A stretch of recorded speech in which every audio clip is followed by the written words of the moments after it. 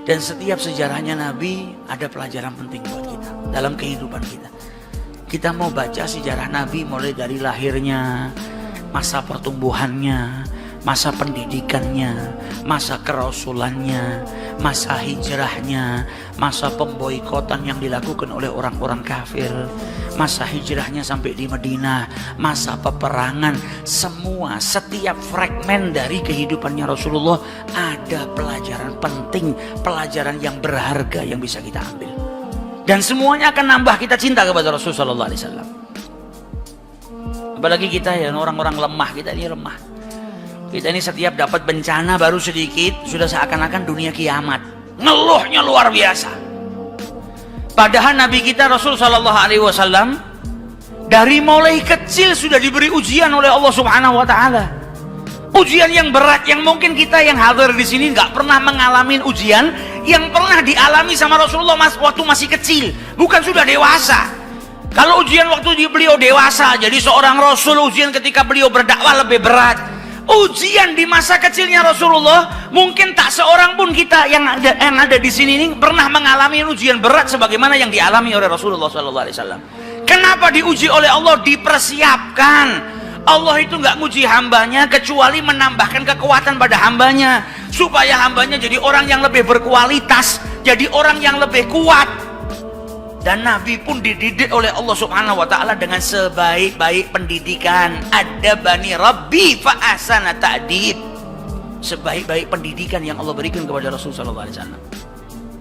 Bayangkan lahir ke muka bumi ini nggak punya ayah. Insya Allah kita yang di sini semua lahir pernah ngalamin punya ayah, pernah cium tangannya ayah, pernah manggil ayah kita dengan sebutan ayah. Kita pernah dengar ayah kita manggil kita anakku, bunayya, waladi, ibni, putraku. Nabi Muhammad gak pernah dengarkan itu. Kata ulama, yatim yang paling dahsyat, penderitaan bagi seorang yatim yang paling dahsyat adalah ketika lahir ayahnya sudah gak ada. Kalau yatim setelah dia lahir dia sudah pernah dapetin ayahnya, pernah manggil ayah, atau pernah dipanggil wahai anakku, atau pernah dicium oleh ayahnya, atau pernah mencium aroma daripada ayahnya, ada kenangan. Nabi Muhammad masih di perut ibunya, ayahnya sudah meninggal. Abdullah bin Abdul Muttalib sedang melakukan perjalanan pergi ke Syam untuk berdagang.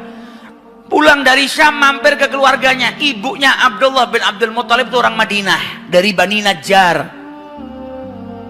Nabi Muhammad ini punya ayah, ayahnya ibunya orang Madinah. Jadi paman-pamannya Abdullah ini ada di Madinah. Ini tertibnya Allah. Makanya Nabi Muhammad kemudian hijrah ke Madinah, kembali ke keluarga, bertempat tinggal di keluarga ayahnya di Madinah. Pulang dari Syam mampir ke Madinah, silaturahmi dengan keluarganya, dengan keluarga ibunya, paman-pamannya dari ibunya. Dan akhirnya beliau meninggal di sana.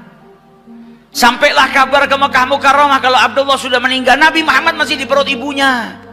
Nabi lahir nggak pernah punya ayah, nggak pernah berjumpa dengan ayahnya, nggak pernah manggil ayah, nggak pernah dipanggil oleh seseorang dengan ya bunayya seperti kita semua dengar kalau ayah kita manggil anakku, putraku. Nabi nggak ngalamin masa itu.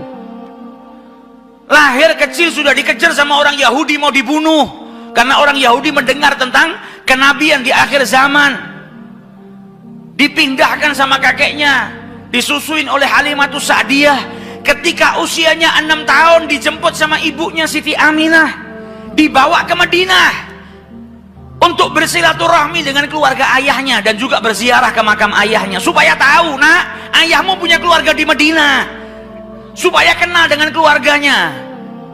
Ini pelajaran penting juga buat kita.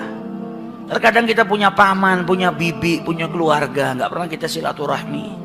Nabi Muhammad dari kecil sama ibunya dibawa, diperkenalkan dengan saudara-saudara ayahnya yang ada di Madinah. Aminah bawa Rasulullah perjalanan 500 km dari Mekah ke Madinah. Hanya bertiga.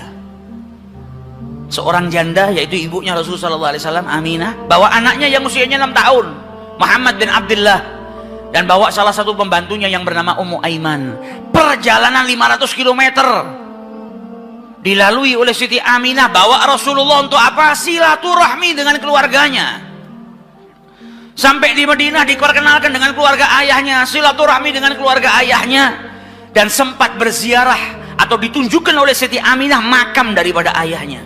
Bayangkan seorang anak yang gak pernah berjumpa dengan ayahnya, lahir ke muka bumi ini dalam keadaan yatim, gak pernah berjumpa dengan ayahnya. Ketika ngelihat makam ayahnya, setelah itu pulang ke Mekah, maka setiap anak pasti di perjalanan yang ada di kepalanya siapa? Ayahnya. Karena baru pertama kali berjumpa, dan bukan berjumpa dengan ayahnya masih dalam keadaan hidup, tapi ayahnya sudah meninggal dunia. Jalan sama ibunya pulang ke Mekah, perjalanan baru 150 km. Di tengah jalan di sebuah desa yang bernama Abwa, ibunya sakit dan meninggal dunia. Kita di sini ada nggak yang ngalamin ujian seperti itu saat usia 6 tahun? Lahir nggak punya bapak, 6 tahun baru jalan bareng sama ibunya. Tinggal di rumahnya Halimatus Sa'diyah lama, berpisah dengan ibunya lama. Baru perjumpaan dengan ibunya, kemudian keluar kota bareng dengan ibunya, dalam perasaan yang bahagia. Kebahagiaan itu bercampur dengan kesedihan ketika melihat makam ayahnya, teringat dengan ayah. Di Mekah dilihat anak-anak seusianya punya ayah semuanya. Maka setiap anak pasti punya kerinduan, ada kesedihan di hatinya Rasulullah. Baru jalan pulang, belum sampai di kota Mekah, di tengah-tengah jalan ibunya meninggal dunia, meninggal di pangkuannya Rasulullah SAW. Umur 6 tahun sudah dapat seperti itu. Kata Ummu Aiman, setiap aku gerakkan sebelum Aminah meninggal dunia, maka tangannya diangkat, dia mau memeluk putranya Muhammad SAW. Meninggal di pelukannya Rasulullah SAW. Dan ketika ibunya meninggal, Ummu Aiman ngelihat Rasulullah SAW sedih yang luar biasa. Beliau menangis karena di hari itu beliau berpisah dengan ibunya. Maka Ummu Aiman mengusap kepalanya Rasulullah sambil berkata, sabar wahai anakku, sabar, sabar. Didinginkan hatinya Rasulullah SAW. Maka Ummu Aiman berkata kepada Rasulullah, ya Muhammad, bantu aku untuk menggalikan kubur untuk ibumu. Anak usia 6 tahun, lahir gak ketemu dengan ayahnya. Saat itu dia berpisah dengan ibunya, dan dia harus menggalikan kubur untuk ibunya sendiri. Maka digali kubur tersebut oleh anak yang usianya masih 6 tahun. Kuburan ibunya sendiri, dia gali. Setelah digali, dimasukkan jenazah ibunya tercinta di situ. Setelah dimakamkan, kata Ummu Aiman, aku pegang tangan Muhammad dan aku ajak dia pulang ke Mekah. Maka ketika aku pegang tangannya, Muhammad berjalan sambil berkata, Ummi, Ummi, ibuku. Seakan mengatakan, jangan tinggalkan ibuku. Kita berangkat bersama, kenapa pulang harus berpisah? Anak usia 6 tahun. Sama Allah Subhanahu wa Ta'ala telah diberikan ujian yang luar biasa. Ujian yang tak lain untuk menambah kekuatan bagi Nabi besar Muhammad SAW. Nabi ini pegang amanah yang gak sembarang amanah. Allah gak akan memberikan amanah kecuali kepada orang yang kuat. Dari kecil dididik sama Allah supaya apa? Supaya kuat. Al-i'dad minallah, dipersiapkan untuk mengemban amanah yang besar, untuk berdakwah dengan tantangan yang luar biasa. Dari kecil sudah dipersiapkan sama Allah Subhanahu wa Ta'ala. Sampai di Mekah yang dituju bukan rumahnya Aminah. Sampai di Mekah yang dituju langsung rumah kakeknya Abdul Muttalib. Sampai di rumah kakeknya, dia ketuk pintu rumah kakeknya, dibuka oleh kakeknya. Abdul Muttalib cuma ngelihat Muhammad dan Ummu Aiman. Maka Abdul Muttalib kakeknya bertanya, Aina ummak, mana ibumu, mana ibumu? Maka Rasulullah sambil menangis dan berkata, Ummi, Ummi, Ummi. Dan Ummu Aiman berkata, laqad matat, telah meninggal ibunya. Maka Abdul Muttalib pun menangis yang luar biasa. Sedih ngelihat cucunya yang lahir tanpa seorang ayah, usianya baru 6 tahun sudah pisah dengan ibunya, ibunya meninggal. Maka dipeluk Rasul Shallallahu Alaihi Wasallam dan kakeknya berkata, anta bunayya, engkau anakku, jangan takut, engkau tidak sendiri, engkau ini anak saya. Dalam kisah yang pendek ini kita bisa dapat banyak pelajaran. Maka sejarahnya hidupnya Rasul Shallallahu Alaihi Wasallam ini pelajaran penting buat kita. Nabi masih usia seperti itu sudah dapat ujian yang besar dari Allah Subhanahu wa Ta'ala, dan dia adalah kekasihnya Allah Subhanahu wa Ta'ala. Kita yang baru dikasih ujian sedikit sama Allah sudah meledak bagaikan kiamat, yang terkadang kita nggak sabar, bahkan kita terkadang masuk dalam kategori tidak terima dengan apa yang diberikan oleh Allah Subhanahu wa Ta'ala.